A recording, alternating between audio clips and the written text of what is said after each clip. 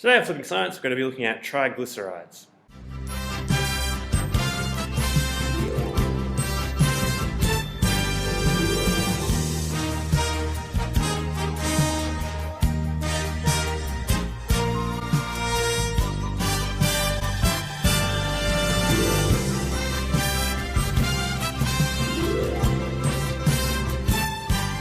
So what do you need to do? You need to be able to draw the structure of an oil or fat given the structural formula of the carboxylic acids from which it's derived, and go the other way back, so identify the alcohol and carboxylic acids from which a triglyceride is derived given its formula. You need to figure out the source of the triglyceride given its state at 25 degrees Celsius. Talk about the use of bromine water or iodine to determine how unsaturated a triglyceride is, and also talk about how margarine is made. So talk about how pressure, temperature and catalysts are used in hydrogenation of triglycerides. So what are triglycerides? So triglycerides are esters of propan 1,2,3-triol and carboxylic acids. So here we have a triglyceride. It has this backbone here which comes from glycerol, which is propan 1,2,3-triol. So here we can see 3 carbons, and on each of those carbons there's a hydroxyl group. So it's propan 1,2,3-triol. Triol because it's got 3 hydroxyl groups. Attached to the hydroxyl group using an ester bond, so we've got our ester bond in here, you get 3 carboxylic acids, and they're referred to as fatty acids if they come from a triglyceride. So like I said, the fatty acids, they're the carboxylic acids that come from a triglyceride. They're unbranched, so that means you don't have any methyl or ethyl side chains coming off of the carbon chain, and usually they have an even number of carbons in total, and the number of carbons is between 12 and 20, but it can be more or less. You can hydrolyze triglycerides to produce the glycerol and carboxylic acid. So here's our triglyceride here, so we've got our glycerol backbone and our 3 fatty acids that are attached. In this case it says we're just adding 3 water molecules, and then we get our glycerol and fatty acids. So you need to be able to figure out, given the state at 25 degrees, where a triglyceride came from. General rule is, if it's a liquid at 25 degrees, it usually comes from a plant. If it's a liquid at 25 degrees, we call it an oil. Usually we get them from plants, we can also get some of them from fish as well. If it's a solid at 25 degrees, we call that a fat, and usually they come from animals. So if you have a liquid triglyceride or an oil, normally they have unsaturated carbon chains in the fatty acids. So if we have a look at our diagram here, unsaturated means they don't have the maximum number of hydrogens that are possible because they have a carbon-carbon double bond somewhere in the chain. So if we have a look at this fatty acid down here, we can see that there's this carbon-carbon double bond. We lose 2 hydrogens. So it's not saturated with hydrogens anymore, it's missing a few. So we call that unsaturated.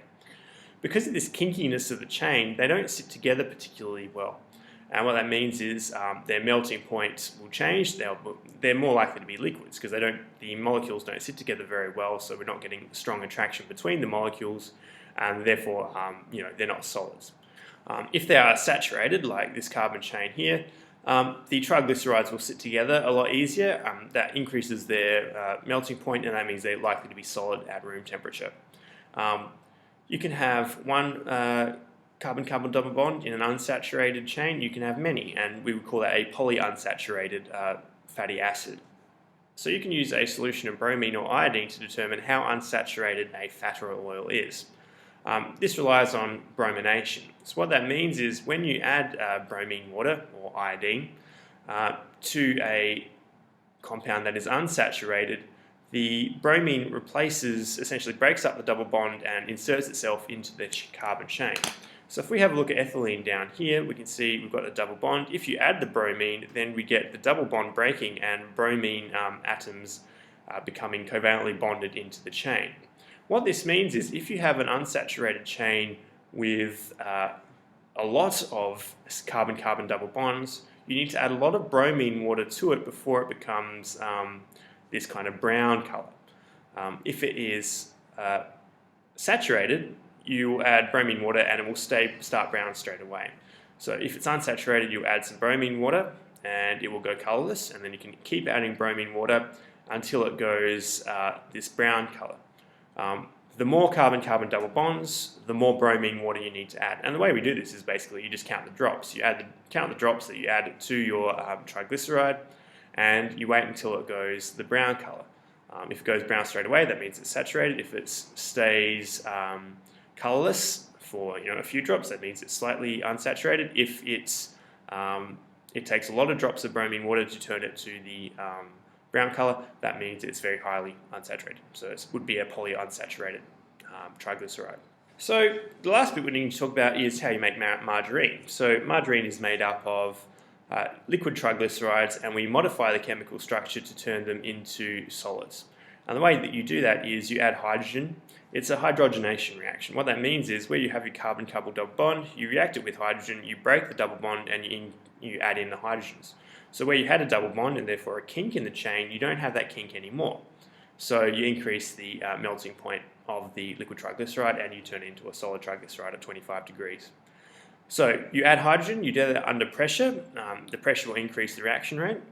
You use an increased temperature, again, so that's going to increase the reaction rate, and they use a catalyst. In this case, the catalyst is finely divided nickel.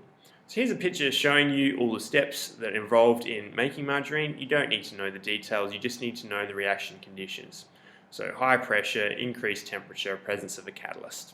So feel free to pause the video here so you can have a look at the pictures. So in this first question, it says canola oil contains a mixture of triglycerides. We get these three amino acids being produced.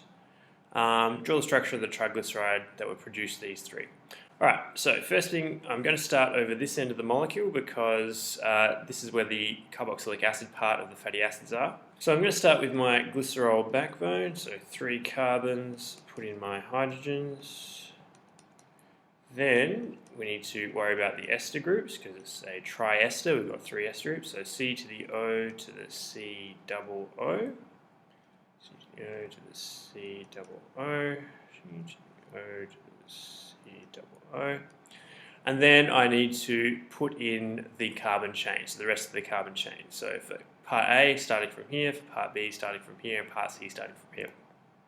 I'm just going to straight cut to the answer so that you don't have to watch me do all the drawings. And we're back. So we have our glycerol backbone, our ester group, and then we have our 3 carbon chains that match up to A, B, and C. So that's what the triglyceride would look like.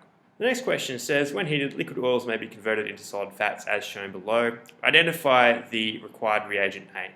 So this is talking about making margarine. So what's the reagent that we need? The reagent we need there is hydrogen because it's hydrogenation. We're adding in hydrogen into the chain. The substance B, so the substance B here, that's going to be our catalyst, I reckon. So the substance B, it's nickel is the catalyst. And the condition C, now there's several conditions that are necessary, so I'm just going to use arrows here, so high pressure and high temperature as well. I'm just going to use arrows. Okay. Next question says, triglycerides are components of olive oil. State the systematic name of the other molecule, so it's carboxylic acids in another molecule, so the systematic name, so that's propan 1, 2, 3 triol. You could use propane 1, 2, 3 triol, 1, 2, 3 propan triol. All of those would be acceptable. Structural formula of 1 carboxylic acid is shown below. Draw the structural formula of the triglyceride formed with oleic acid as the only carboxylic acid. So now we need to do similar to what I just did before. So what I'm going to do is I'm going to start with the glycerol backbone and then I'm just going to cut to the finished molecule and you can check to make sure I've got it right. So we'll start with the propan 1, 2, 3 triol. So 1, 2, 3 carbons, fill in the H's. C to the O to the C double O.